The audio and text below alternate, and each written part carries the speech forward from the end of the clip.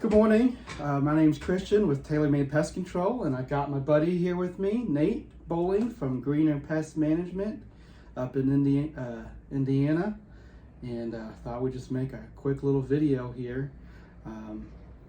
It's kind of cool. First time I've ever met him. We talk on the phone all the time. It's like every day. Yeah, it's like every day. But we met online. I think Pest Cemetery.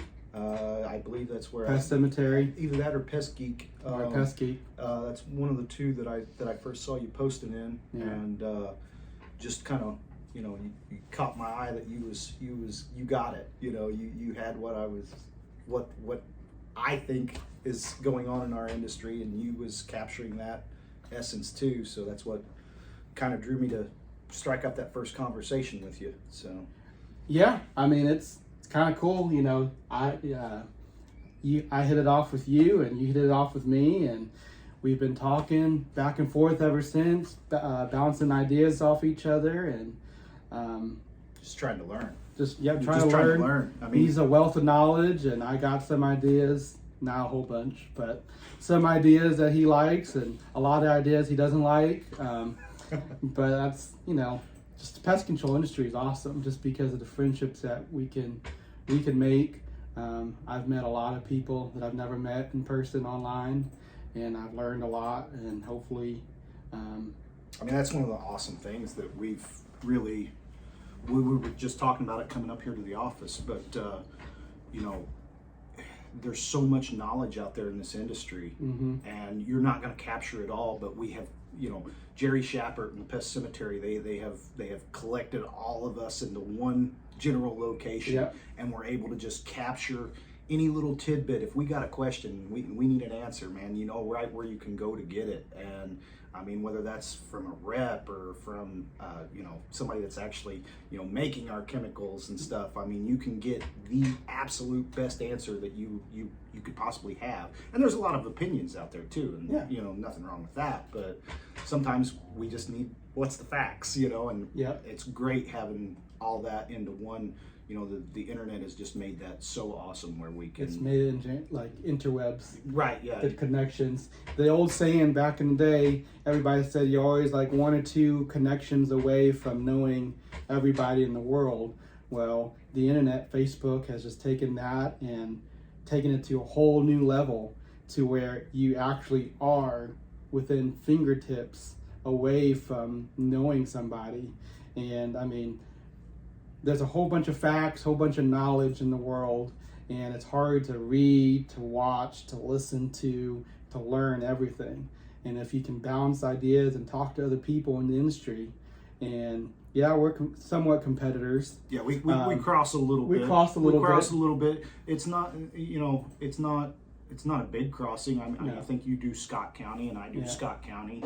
I do come down into Floyd and Clark County, but it's not where I'm focused at right now. Yeah. I'm more focused up north, and you're more focused here in the metro Yeah. Louisville area and stuff. So yeah, I mean, we cross a little bit, but still, he's got a lot of knowledge and 9-10 years in this industry. Been in and out of the industry since 2010. Okay, so Yeah. like 11 years, and I've been in it 9 years. But he knows things, I know some things, and it's just able to. And the other thing too is you don't think of everything. I've run into a lot of different situations over the past 4 or 5 months that I'm like, man, I kind of have an idea, but I don't. And so I'll call Nate, I'll call a couple other friends of mine, and run them through the situations, and they're able to help walk me through what I should be looking for, and then the best plan of action. It's just awesome. Talking about that, like, whenever I started, and I'm a new business too. I started in April of last year, and I had a few people. Franklin Hernandez was one that I reached out to from time to time. Like, I don't know what am I doing here? I don't know. And a lot of that was business aspect, because you come into ownership a lot of times from that technician's background, and there's a lot of good reading out there that's going to help you transition from that technical mindset to I run this business now. And yes, I'm doing the technical It's yours work. now. It's your baby It's now. your name. It's your name on that. Before, it's like, yeah, I took ownership of the jobs that I've done, but it's a whole different it wasn't level. my name whole, at the end of the day. Yeah, it's a whole different. So, and now, see, I'm in a rural market, so even though there was a name, like whenever I used to work for Terminex, I was still in a rural market for Terminex. My name was still attached to Terminex. I mean, I was synonymous with Terminex, and that was ultimately one thing that I didn't like. But that's just that market. But and Louisville's the same way. It's a bigger city, but it's still got that small town feeling. Anytime I ever lived in the big city, I found out, and I'd come back to small town life, but anytime I ever lived in a big city, I noticed that all of my business was done in just a few blocks. I didn't really venture out of those. I had all this other stuff, and I could go do all this other stuff that was cool, but my circle was all in a few blocks. And everybody still knew everybody's business, and everybody still, so you really never get away from that small town. But so whenever Christian said he was going to start up his business, I was kind of eyeballing him as an employee, and then he said, "Hey, I'm going to go out on my own." And I was like, "Whoa," I had hands off at that point, and hey, man, I'm rooting for you, And what I didn't have, whenever I kind of started coming into this, and I'm still learning a lot too, was I didn't have anybody that I talked to on like a daily basis. I did have one other operator, and we still talk to up north, Jeremy Smith with Smith IPM. We talked, we hit it off. We talked kind of like what me and you started off talking, but as he's got busier, he's just not able to have those conversations like we used to. And nothing wrong with that. But we would bounce ideas off of each other, and I just knew how important that was for me at that venture to have that. And one thing that I would encourage any of you guys that's thinking about going out on your own, don't be afraid to reach out to somebody. Don't be afraid to talk to somebody and really talk to them, because what you're going to get across in like a text message isn't the same. Like, as our conversations evolve, like we'll go to be getting off the phone, we'll be like, "Man, that was some good talking today. Like I got something out of that." Like every day. And it's just windshield time, and it's not, we're not burning up a day or burning up family time. Well, sometimes we burn up a little family time. Up some family time. But for sure. We don't it's normally in our down windshield time, or whenever we're out, just head down, B&G to the ground sort of thing. We're talking in our headsets or something to one another. But almost every single day, there's a little piece either from you or whatever that we just kind of hit something. And I'm like, oh man, I need to start really thinking about that. Like, one thing you mentioned was retargeting customers the other day, and I'm not really retargeting customers. I'm just kind of winging things right now, and it's working for me, and there's nothing wrong with that. But as an owner, I know that as things progress, that low-lying fruit, it's going to start disappearing, and I'm going to have to start reaching a little bit higher for it. So, having that motivation and seeing all the things that you're doing and really getting that motivation, because, dude, I ain't going to lie. You motivate the hell out of me, because you're just like here, there, and everywhere. But is that sustainable? I don't know. We've all asked you, is it sustainable? But ask me in 15 years. Right, exactly. Yeah. And you're a little bit younger than I am. Seth Garber from Pest Daily.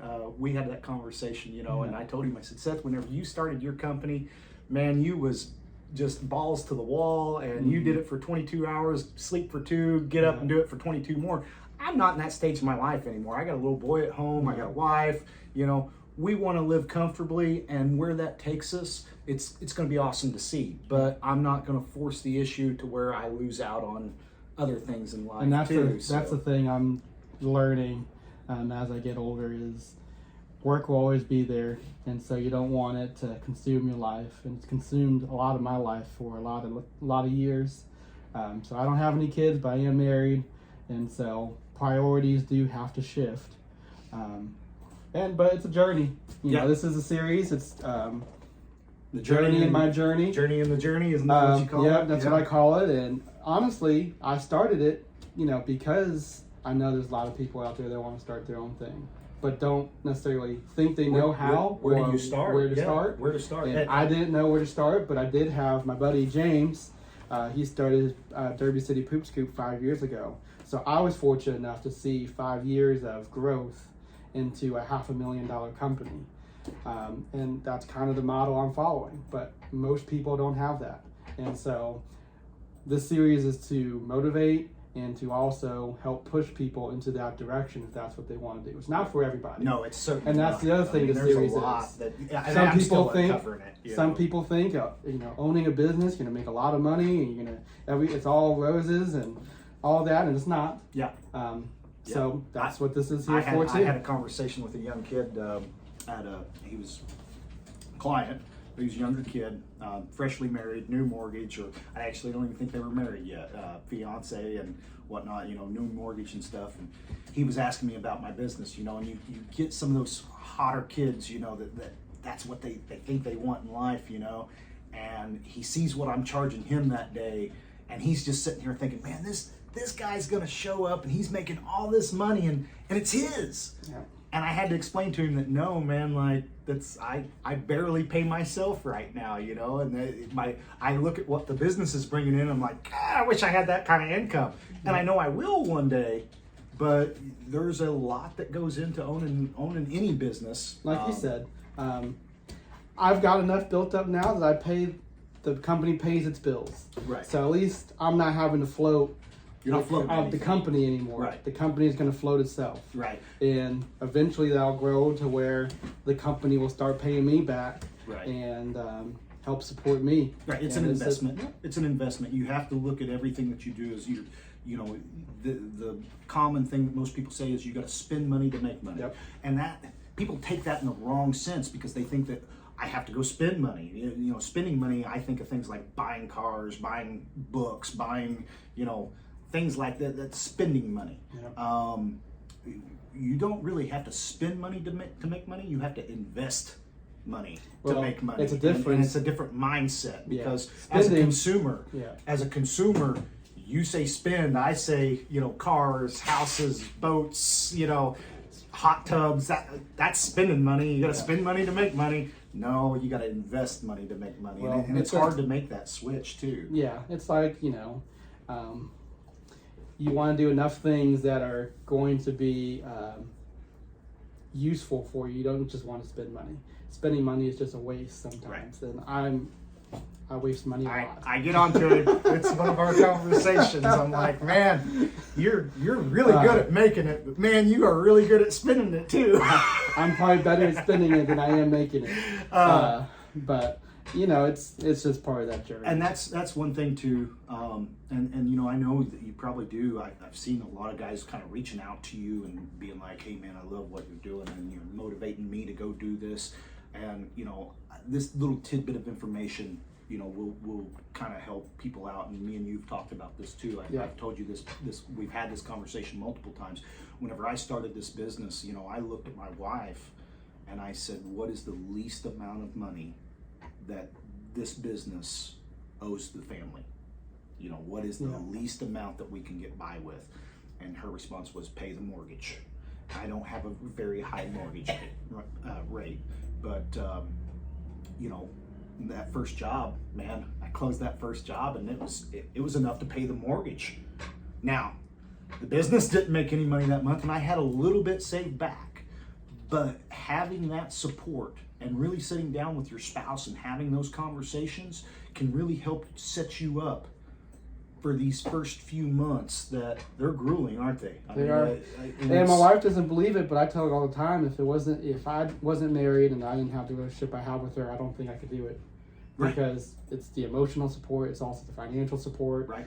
And it's just having somebody there behind you, pushing you through. Yeah. And I think that's one of the things, my buddy, I think it would have helped him if he actually had somebody there at the beginning that was the support that would have helped him, but he made it without it. Yep. And I don't want to do it without it, so yep. I ain't trying to do it without it either. The other thing too about having that financial support in the background, but having that conversation with your spouse is, or your significant other, doesn't have to be a spouse, but having that conversation with them, one, it relieves some of that pressure off of you.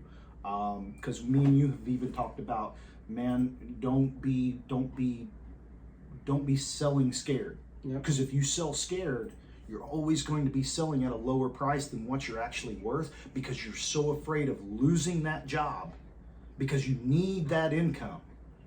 You're going to undersell yourself, and you get yourself in a sticky situation because you may have picked up an account, but does that account actually make money? And if it's not actually making money, it doesn't do you a lot of good. Yeah. So, if you have that kind of that backing and that support, you know that you can walk in there, head up, shoulders back, chest out, and say, this is my price. And they say, we don't want that. And you say, fine, have a nice day. You don't have to sell scared, and you're not setting yourself up for failure later on down the road because you're selling scared. You're not going to be overworked because you're not going to have all these jobs that are making you money, but you've committed to now because you signed them up. Right. And I think that's the biggest thing people don't, the mistake everybody makes at the beginning.